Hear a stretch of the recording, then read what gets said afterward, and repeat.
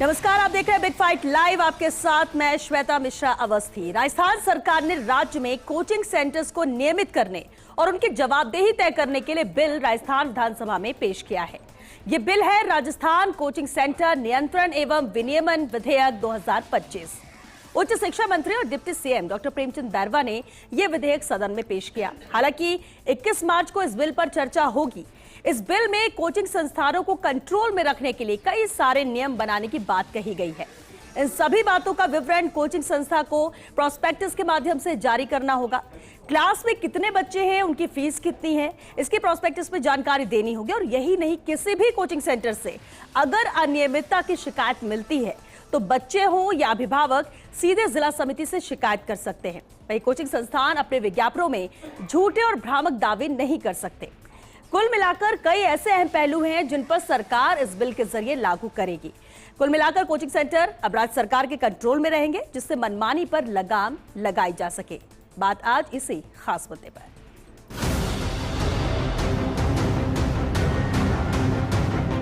हमारे विद्यार्थी जो कोचिंग संस्थाओं में पढ़ते हैं, उन कोचिंग संस्थाओं पे कोई नियंत्रण नहीं था।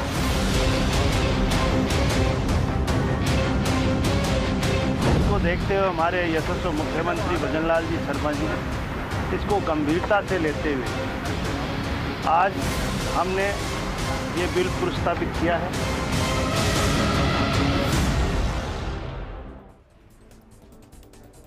बेहद खास मुद्दा और चर्चा के लिए खास मेहमान हमारे साथ जुड़ चुके हैं। सबसे पहले उनसे रूबरू करा देते हैं आपको। हमारे साथ चर्चा में शामिल है पंकज शर्मा जी, प्रवक्ता है कांग्रेस से। पंकज जी, बहुत स्वागत है आपका। मिथिलेश जैमिनी जी हमारे साथ है, राजनीतिक विश्लेषक है। मिथिलेश जी, आपका भी बहुत स्वागत है।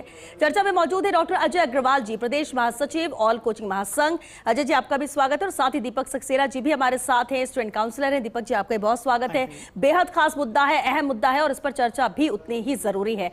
और चलिए शुरुआत मैं करूं सबसे पहले डॉक्टर अजय अग्रवाल जी, आपसे ही करते हो। क्या ये बिल वाकई में कोचिंग सेंटर्स पर लगाम लगाने में सफल हो पाएगा, जो मंशा है, जिस मकसद के साथ इसे लाया जा रहा है? मकसद तो निश्चय ही अच्छा है, लेकिन अब ये पूर्णतया लगाम लगा पाएगा या नहीं लगा पाएगा ये तो अभी समय ही बताएगा।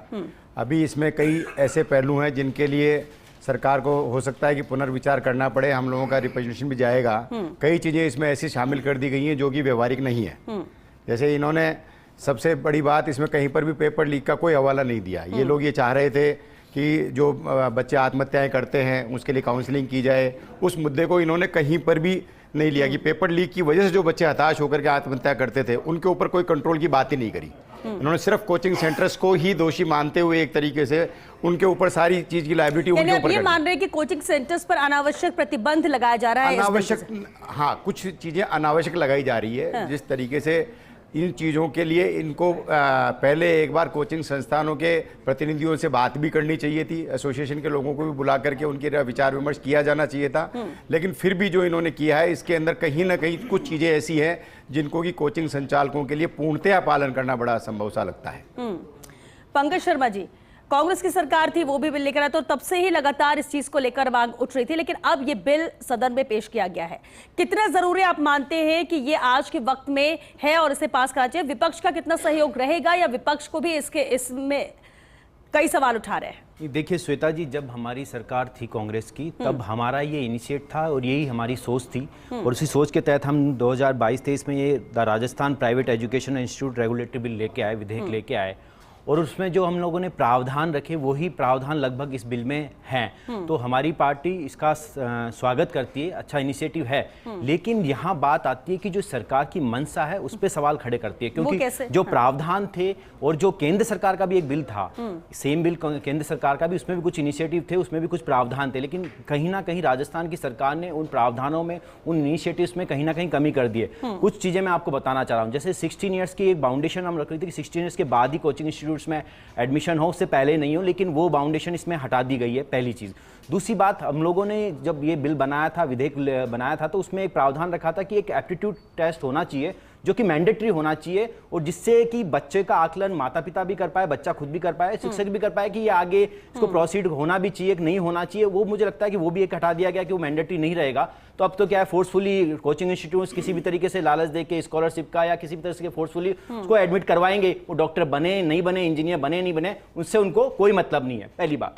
दूसरी सबसे बड़ी बात, लगातार ये देखा कि जो इनिशिएट कोचिंग हब्स के सामने इस तरीके से देखेंगे कि राजस्थान की सरकार ने कहीं ना कहीं घुटने टिका से दिए हैं। आप देखिए पिछले कुछ महीनों में जयपुर के अगर मैं बात करूं कोचिंग इंस्टीट्यूट्स में बड़ी घटनाएं हुई, लेकिन उस पर कोई कार्रवाई नहीं हुई। लगातार बार बार इसी मंच से बीजेपी के प्रवक्ता ये कहते रहे कि जो कोचिंग हब, जो हमारी सरकार का एक इनिशिएटिव कोचिंग हब भी था, जो प्रतापनगर में हम लोगों ने बनाया, लगभग 17,000 बच्चों के लिए बनाया, 68,000 वर्ग मीटर में बनाया, तो उस पे शिफ्ट करना था, वो अभी तक शिफ्टिंग भी नहीं करवा पाए, जबकि हम तो पूरी बिल्डिंग बना चुके, पूरा सब कुछ बना चुके। तो वो कहीं ना कहीं मुझे लगता है कि जो कमिटमेंट इस बीजेपी की सरकार में है वो कमिटमेंट नहीं है, तो सिर्फ केवल दिखाने के दांत है। उस पर किस तरीके से कार्रवाई होगी, जो मनसा है वो कहीं ना कहीं लगती है कि वो पूर्णता नहीं है। वो मनसा कहीं ना कहीं जो कोचिंग माफिया उनके सामने घुटने टिकाने वाली मनसा है। और मुझे लगता है कि जब अभी चर्चा होगी, उस चर्चा में जो अमेंडमेंट्स होने चाहिए, जो सुझाव विपक्ष से लेने चाहिए, अगर घुटने टिकाने वाली बात होती पंकज जी, तो फिर ये बिल लाती है क्यों सरकार?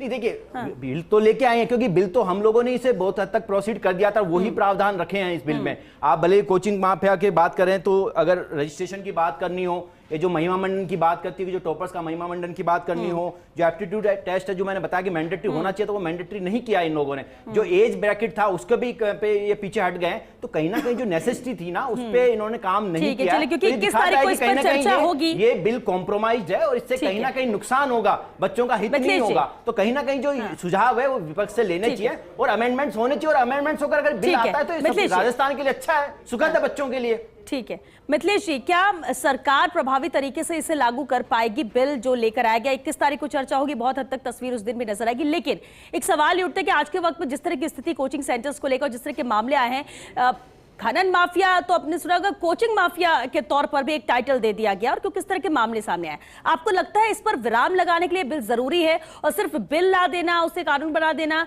इससे सिर्फ इतिश्री हो जाएगी? आपको लगता है कि ये इम्पैक्ट डालेगा?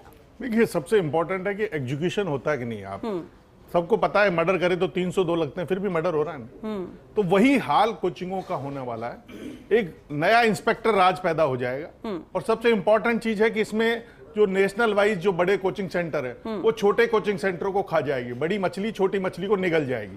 और जो सपना था, भजनलाल जी कहते थे कि छोटे आदमी को हम बड़ा आदमी बनाएंगे, वो सपना टूट जाएगा, क्योंकि डिजास्टर मैनेजमेंट यानी छोटा खत्म होगा और बड़ा और बड़ा और बड़ा होगा। बिल्कुल, इसमें यही है, सारा इस कानून का मसविदा यही है कि छोटे कोचिंग सेंटर खत्म हो जाएंगे। कोई टीचर है जो उसका मन भर गया कोचिंग सेंटर से, वो अपनी शुरुआत करेगा, वो कहां से लाएगा? डिजास्टर मैनेजमेंट, डिजास्टर की कहीं भी प्रॉब्लम हो सकती है। तो कुल मिलाकर इस एक्ट में आपने देखा, प्राइवेट यूनिवर्सिटी का एक्ट लाने की बात थी, इनके बीजेपी के संकल्प पत्र में थी, लाए के आ गया क्या वो? तो असली बात यह है कि, और सबसे इंपॉर्टेंट चीज है कि बड़े बड़े नेता इन कोचिंग माफियाओं के साथ कदम से कदम ताल मिलाते हैं। और जहां तक बात करते हो कि इस देश में अल्बर्ट आइंस्टीन जैसा व्यक्ति पैदा हो, इस देश में सीवी रमन पैदा हो, वो इस सिस्टम से पैदा नहीं होगा। 50 बच्चों को आप तैयारी करके उनकी फोटो छाप के 50,000 का दाखिला करते हो, 50 के चक्कर में 50,000 को लूटते हो, ये सरेआम ठगी है। लेकिन इस ठगी को कौन प्रमोट कर रहा है? ये सरकारें प्रमोट कर रही, चाहे कांग्रेस की हो चाहे बीजेपी की। अभी आपने एक बात कही कि नेता कदम से कदम मिलाकर चल रहे हैं, यानी कि ये जो नेता है, राजनीतिक जो मजबूत लोग हैं, उनका संरक्षण है, इसलिए फल फूल रहा है। देखिए, कोटा कोचिंग हब कहलाता है, शिक्षा की नगरी कहलाता था, लेकिन कुछ दिनों से वहां बच्चे कम होते जा रहे हैं। उसका रीजन क्या है कि आज तक आपने तय नहीं किया कि टीचर का एजुकेशन क्वालिफिकेशन क्या होगी। आपको कॉलेज में पढ़ाना है तो नेट या पीएचडी होना रिक्वायरमेंट मस्ट है, और कोचिंग सेंटर में कौन पढ़ा रहा है कोई पता नहीं है, ना बच्चे को पता है ना किसी को पता है। तो ये इतनी बड़ी पोल है, और इस पोल में माल ही माल है। आपको पता होगा राजस्थान का इंडिविजुअल इनकम टैक्स पेयर सबसे ज्यादा कौन रहा? एक कोचिंग सेंटर का मालिक। किसी जमाने में मार्बल किंग हुआ करते थे, मार्बल किंग को पीछे पकड़ दिया। उसका रीजन ये है कि बाजार में सामान बेचना इनको आ गया। 50 लोगों का सिलेक्शन, 50 मीडिया को पकड़ना और 50,000 की जेब काटना, ये एक बहुत बड़ा धंधा बन गया है। होना ये चाहिए कि स्कूलों में पढ़ाई कराइए ना, जो टैलेंटेड होगा आ जाएगा। और जहां तक आत्महत्या की बात है, 5वीं कक्षा की बच्चे आत्महत्या कर रही है, और आप कोचिंगों को सुधारने की बात करो। राजस्थान की लड़कियां बेची जा रही है, रिपोर्टें आ रही है, उनको रोक लीजिए। राजस्थान के हालात जो हैं उन पर तो आपको गौर फरमाना होगा ना। और सबसे इंपॉर्टेंट है कि ये एक्ट राजेंद्र यादव जी ने भी पेश किया था, तब क्यों नहीं हुआ, तब भी दब गया। आपको पता होगा राजस्थान में प्राइवेट यूनिवर्सिटियों के दबाव में आके ये कांग्रेस और बीजेपी वाले विधानसभा में घुटने टेक दिए। जब प्रताप सिंह खाचरियावास एमएलए थे, उन्होंने कहा था कि हमारी सुनते नहीं है, फोन नहीं उठाते। तो कारण क्या है, आपका फोन क्यों उठाएंगे, आप सिंपल एमएलए थे उस समय। वो बड़े बड़े, वही हाल कोचिंग माफियाओं का है। ये केवल हर पार्टी के बड़े नेताओं को पकड़ते हैं, उनको चंदा देते हैं, और हाड़ौती के जितने भी नेता हैं उनके नेताओं के चुनाव में जो पानी की तरह पैसा बहता है वो इन गरीब बच्चों का पैसा होता है। और मिथिलेश जी, जो बातें आपने कही, अगर इसे सच माना जाए, वाकई में अगर पर्दे के पीछे ऐसा होता है, तो फिर इस बिल में तो क्वेश्चन मार्क लग जाएगा कि लाना, पेश करना या इसे एग्जीक्यूट करना, ये हो पाएगा संभव या नहीं हो पाएगा। दीपक सक्सेना जी हमारे साथ हैं। दीपक जी, स्टूडेंट काउंसलर हैं आप, और जिस तरह से लगातार मामले आते हैं, कोचिंग सेंटर्स को लेकर आते हैं, हादसे होते हैं, बच्चों की जान जाती है, कोचिंग सेंटर्स पर जो बच्चे पढ़ते हैं वो इतने दबाव में रहते हैं कि सुसाइड जैसा कदम उठाते हैं, और आए दिन ये खबरें हम पढ़ते हैं, आए दिन वो तस्वीरें हम दिखाते हैं। क्या वाकई में इस बिल की जरूरत आपको लगती है, और इससे लगाम लग सकेगी? जो नियत है, जिस मंशा के साथ इसे लाया जा रहा है, क्या आपको लगता है वो आसान होगा पूरा करना? सबसे पहले तो मैं यही कहना चाहूंगा कि राजस्थान सरकार का ये स्वागत योग्य कदम है जी। और इसमें कुछ एक प्रावधान जो रखे हैं, जैसे जो प्राधिकरण का प्रावधान रखा है, जिसमें एक कमेटी जो है वो डिसाइड की जाएगी, जिसमें प्रभारी सचिव लेवल के जो लोग हैं वो उसमें रहेंगे। उसके अलावा जिला समिति जो है, डिस्ट्रिक्ट लेवल पर भी जिनकी कमेटीज डिसाइड की जाएंगी, वो भी इसमें कार्य करेंगी।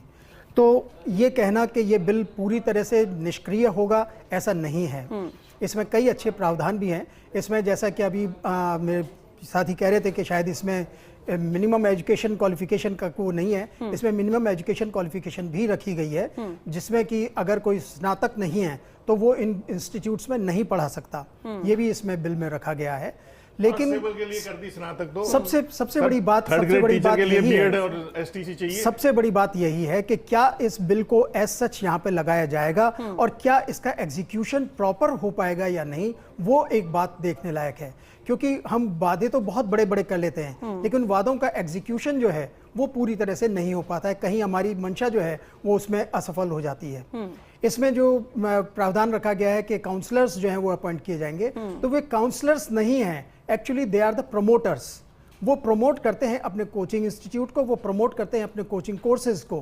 काउंसलर्स जो होते हैं वो सही मायने में अगर देखा जाए तो वो ये बताते हैं कि बच्चा जो है वो इंजीनियरिंग में जाने लायक है या नहीं है, उसका एप्टीट्यूड है उसके लिए है या नहीं है, वो मेडिकल में उसका एप्टीट्यूड है या नहीं है। अगर नहीं है तो उसे उस लाइन में नहीं जाना चाहिए, उसमें ट्राई नहीं करना चाहिए। They are the counsellors. लेकिन उस तरफ यहाँ पे काउंसलर्स की जो प्रोविजन रखा गया है वो काउंसलिंग नहीं होगी, बल्कि एक प्रमोशन होगा जो कि अपने कोचिंग इंस्टीट्यूट को ही प्रमोट करेंगे। तो इस तरह से अगर ये कहना कि इसमें पूरी तरह से बिल इसमें सक्सेसफुल हो जाएगा सुसाइड्स को रोकने के लिए और स्टूडेंट्स को पूरी तरह से कोचिंग से हटाने के लिए, तो वो सही नहीं है। इसका एक जो प्रावधान है जिसमें ये कहा गया है कि जो स्कूल्स जिस टाइम पे लगेंगे उस समय कोचिंग इंस्टीट्यूट्स की क्लासेस नहीं लगेंगी, ये भी एक स्वागत योग्य कदम है, जिसमें कि कम से कम बच्चा जो है वो स्कूल में तो जाने की कोशिश करेगा। कहीं ऐसा नहीं हो कि कहीं वो जो डमी स्कूल्स जो हैं वो बन जाते हैं और डमी स्कूल्स में पहुंचने के बाद बच्चे को जो है फिर छोड़ दिया जाता है कि तुम अपने कोचिंग इंस्टीट्यूट में पढ़ाई करो, यहाँ पे आने का कोई जरूरत औचित्य ही नहीं है। तो ये जो चीज़ है ये भी एक शायद वहाँ पर ठीक होगी। कुछ खट्टे और कुछ मीठे अनुभव जो हैं वो शायद इससे मिलने वाले हैं। ठीक है। डॉक्टर अजय अग्रवाल जी, अभी मिथिलेश जी ने भी कई पॉइंट्स यहाँ पर उठाए, और अगर जो उन्होंने कहा वो आप उस बात से क्या इत्तेफाक रखेंगे कि जो बड़े कोचिंग सेंटर से पावरफुल है वो छोटे कोचिंग सेंटर्स उससे खत्म होंगे और वो और ज्यादा बड़े होंगे, ये एक अलग माफिया राज हो जाएगा कोचिंग इंडस्ट्री के? हाँ, ये तो बात कुछ हद तक ठीक है कि बड़े वाले और बड़े हो जाएंगे और छोटे वाले धीरे धीरे खत्म हो जाएंगे, क्योंकि जो शक्ति है, जैसे आज इसमें 2 लाख की प्रावधान है पेनल्टी का, छोटे वाले के अगर एक बार पेनल्टी लग गई तो उसकी साल भर की कमाई गई, वो उसको चला ही नहीं पाएगा। तो कहीं ना कहीं ये जो पेनल्टी सिस्टम है ये भी छोटे और बड़े का कहीं ना कहीं एक बाइफर्केशन भी होना चाहिए और उसके ऊपर कुछ शिथिलताएं होनी चाहिए छोटे के ऊपर। बड़े वालों के लिए 2 लाख रुपए कोई मायने नहीं रखता, उनके ऊपर 2 लाख की जगह 20 लाख भी लगाई जाए तो कम है, क्योंकि वो लोग उस क्वांटम में बिजनेस कर रहे हैं, वो उस क्वांटम में सर्विसेज दे रहे हैं। अजय जी, क्या आप ये मानते हैं कि इसको कैटेगरी वाइज कर देना चाहिए? करना चाहिए, अदरवाइज छोटे वाले धीरे धीरे खत्म हो जाएंगे। तो आपको अल्टीमेटली ये देखना चाहिए था कि छोटे को अगर अपनों को सरवाइव करना है तो उनके लिए गाइडलाइंस में कहीं ना कहीं कुछ रिलीफ देना चाहिए था। ठीक है। पंकज जी, इससे लगता है आपको कि फीस, क्योंकि एक बड़ा मुद्दा रहता है कोचिंग सेंटर्स की फीस को लेकर, कई बार बच्चों की फीस वापस नहीं होती है, फीस को लेकर बहुत समस्या, क्योंकि कोचिंग में भेजना भी हर पेरेंट्स के लिए आसान नहीं होता जिस तरह से आज के वक्त में फीस हो गई है। आपको लगता है इससे लगाम लगेगी? और जिस तरह से बात कही जा रही है कि सरकार के कंट्रोल में कोचिंग सेंटर्स आएंगे, ये है क्या संभव? देखिए श्वेता जी, इसमें सबसे बड़ी बात यह है कि जब ये प्रोसेस होगा उस पर तो फिर किस तरीके की मॉनिटरिंग और अकाउंटेबिलिटी ये कहीं ना कहीं तय करनी पड़ेगी। देखिए हमारी सरकार जब थी तो लगातार कोटा में कुछ हादसे हुए, बच्चों ने आत्महत्याएं की, वो इस सरकार में भी हुई है। पिछले लगभग 3 महीने में लगभग 15 के अराउंड बच्चों ने आत्महत्याएं करी हैं।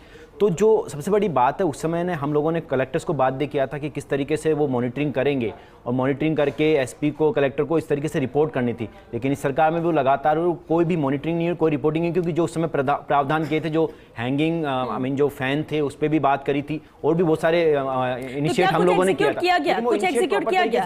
तो बात यहाँ ये है कि अगर प्रॉपर तरीके से इंप्लीमेंटेशन होता तो डेफिनेटली अच्छा होगा, लेकिन ये होगा या नहीं होगा ये सबसे बड़ा सवाल है। क्योंकि कई बार मैं कह रहा हूँ कि जो लगातार अभी हम लोगों का अगर हिस्ट्री देखें बीजेपी की, तो अगर वो कोचिंग हब की बात हो, वो पिछले 1 साल से बना हुआ कोचिंग हब है। 2 से 3 घटनाएं जयपुर में भी हो चुकी है लगातार और कई जगह हुई है। तो वो जो आवंटित की है वो वहां पर अभी तक ये स्थापित नहीं कर पाया, पहली चीज। दूसरी बात, जो रेगुलेशन में, जो एक्ट्स में जो हम लोगों ने जो कुछ प्रावधान रखे थे, कुछ पॉइंट्स रखे थे, वो इन्होंने हटा दिए। जो मैंने पहले आपको बताया, एज ब्रैकेट की बात करनी हो, एप्टीट्यूड टेस्ट की बात करनी हो, या अगर अब जो भी काउंसलर्स लगाने की बात हो, इसमें कहीं ना कहीं इस पर तो चर्चा 21 को होनी है। विपक्ष का क्या इसमें रोल रहने वाला है? हम लोग आपका स्टैंड क्या रहेगा इसमें? बिल्कुल डेफिनेटली तौर पे विपक्ष अपने सुझाव देगा और उस सुझाव को अगर अकोमोडेट करती है सरकार और अकोमोडेट करके इसको पास करती है तो वेल एंड गुड है, बहुत अच्छी बात है, राजस्थान के भविष्य के लिए बहुत अच्छी चीज है। और मुझे लगता है कि देखिए, जब राजस्थान में हो या किसी भी प्रदेश में हो, केंद्र में हो, अगर कभी ऐसे बिल आते हैं जो वेलफेयर के लिए, सोसाइटी के लिए और बच्चों के भविष्य के लिए अच्छे होते हैं, तो मुझे लगता है कि कहीं ना कहीं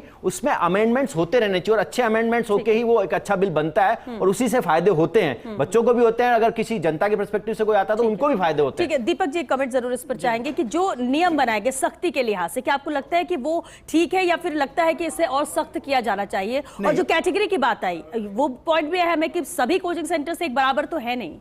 सभी कोचिंग सेंटर्स बराबर नहीं है, उसमें कहीं बहुत अच्छे इंस्टीट्यूट्स भी हैं जो कि जिनके यहाँ लाखों में संख्या होती है स्टूडेंट्स की, और कुछ सेंटर्स ऐसे भी हैं जिसमें कुछ दहाई के ही आंकड़ों पर रह जाते हैं। इसमें जब तक बात की जाती है फीस के स्ट्रक्चर को लेकर के, अगर हम करते हैं तो फीस स्ट्रक्चर्स को लेकर के भी इसमें प्रावधान किए गए हैं। उसमें आसान किस्तों में भी इसको फीस को जमा करवाने का रखा गया है, और 10 दिन के अंदर अगर फीस वापस अगर कोई बच्चा लेना चाहता है तो उसमें उसको भी कहा जाता है। आपने जो कहा अभी कि इसमें प्रावधानों को और कठोर बनाने की आवश्यकता है, बिल्कुल है। इसमें अभी कई ऐसी लूप होल्स हैं जिसके की वजह से माफियाओं को जो है वो फायदा मिल सकता है, उन्हें भी कठोर और यहाँ पे करने की आवश्यकता है।